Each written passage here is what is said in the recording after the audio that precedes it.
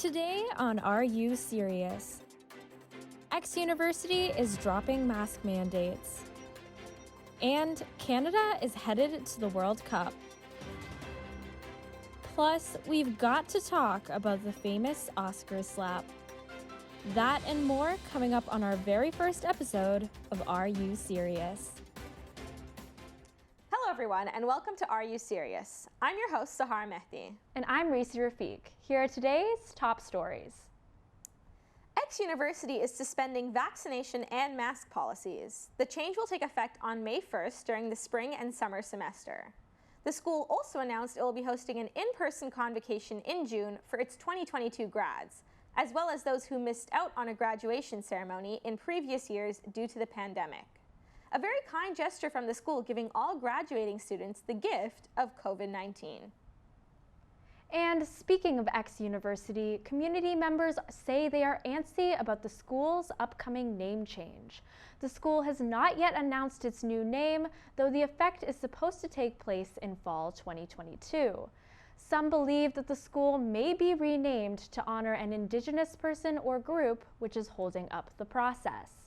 This is because the board can't find any Indigenous people who fit the influential archetype for having a school named after them.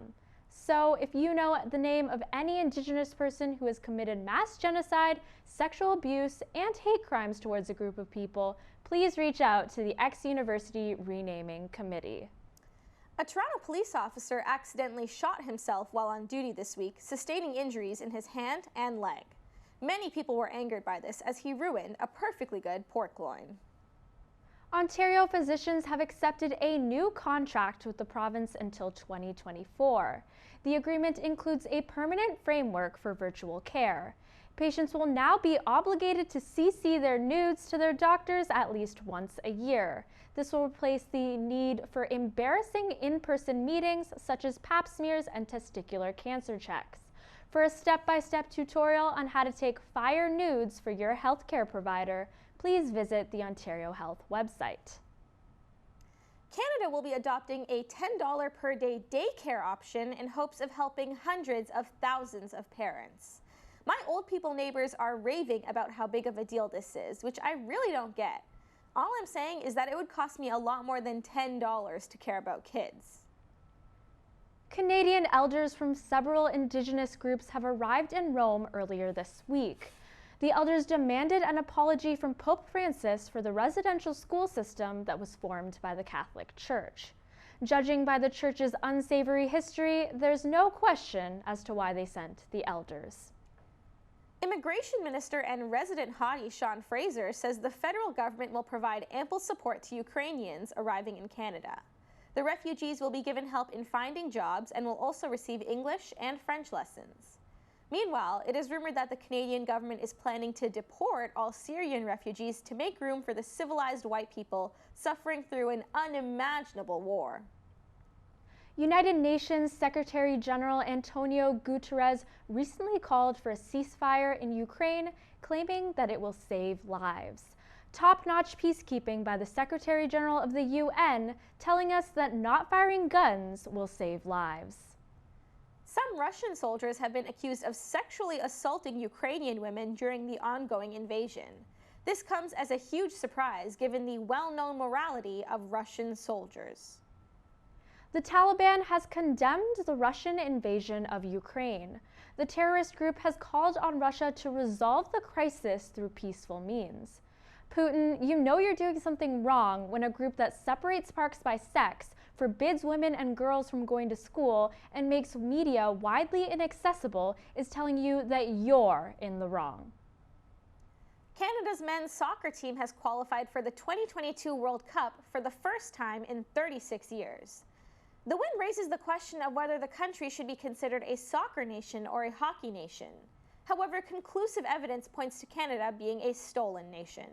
More with sports, here's Eileen Karamat.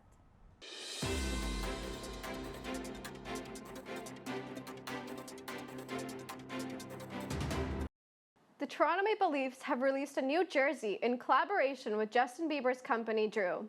The collab came to be due to the singer's close friendship with Maple Leaf star player Austin Matthews. Their friendship began when Justin Bieber tried to land his private jet on Matthew's forehead. Talk about meet cute. The Leafs have also traded for defenseman Mark Giordano.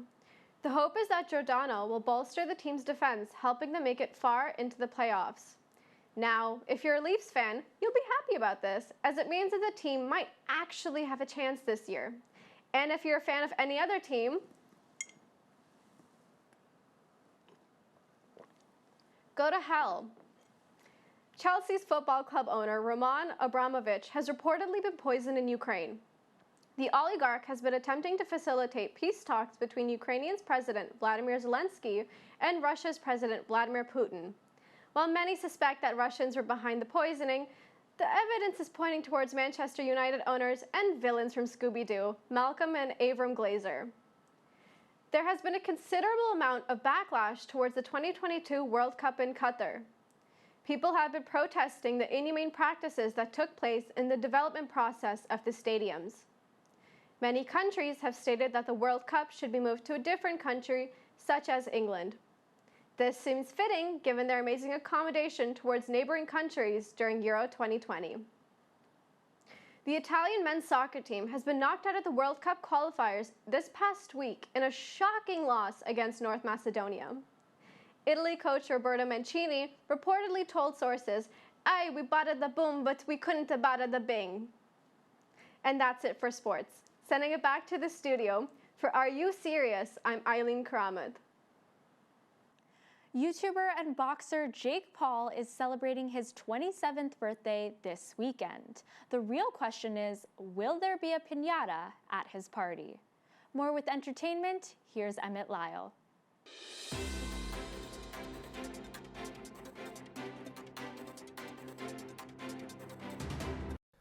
Good afternoon, I'm Emmett Lyle with your entertainment stories for this week. This past Sunday, Chris Rock almost kicked rocks after Will Smith's fist swished right across his face, producing one of the most memorable Oscar moments of all time. Smith slapped Rock after the comedian made a joke about Jada Pinkett Smith's hair loss. The actress and wife of Will Smith has been vocal about her struggle to grow out her hair as a result of a condition called alopecia. The low blow adds new meaning to Rock's famous sitcom, Everybody Hates Chris. The Academy issued a statement saying it does not condone violence of any form, and rumors are now swirling about Will Smith having his Oscar revoked. And on an unrelated note, renowned predator Harvey Weinstein currently holds 81 Academy Awards. Another talking point at the Oscars was Amy Schumer. The comedian received criticism for her joke regarding the age of Leonardo DiCaprio's girlfriend, pointing out that he always seems to date younger women. Interestingly enough, it was not the content of the joke that came under scrutiny, but where she found it. Twitter users found that the joke had been tweeted by an account over 1 year ago. It's surprising that it took Twitter as long as it did to figure out that she stole the joke, as it should have been obvious, given that the joke actually made people laugh. Kim Kardashian has received massive backlash after she said that people nowadays are lazy and told them to get their ass up and work. She may have a point, as getting her ass up and working it is what gained her popularity in the first place. Kim's boyfriend, Pete Davidson, was scheduled to board Jeff Bezos' rocket to space this week. The comedian has chosen not to go into space, as he claimed that good cush takes him there for way cheaper. The new Batman movie has been very well received by both critics and audience members, probably due to the fact that it finally completed the human-bat hybrid anticipated in Twilight. Congratulations, Robert Pattinson. It only took you 12 years. This has been your entertainment update for the week. I'm Emmett Lyle.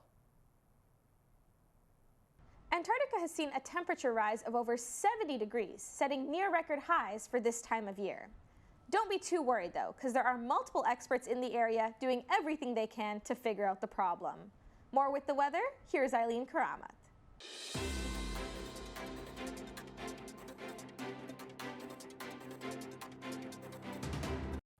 The city of Toronto was victim to a large amount of snow this week, with temperatures dropping below -10 degrees Celsius overnight. And they say global warming was a thing. Just kidding. Climate change is real, and I'm terribly afraid of its effects on Earth and the fact that I might die. Prime Minister Justin Trudeau has announced his plan to reduce oil and gas methane production by at least 75% by 2030. The government is introducing several new measures to encourage poor people to be more green so big companies don't have to. Places in these hot zones will now be fined a 25-cent fee for every burp, toot, and shart that releases methane gas into the atmosphere.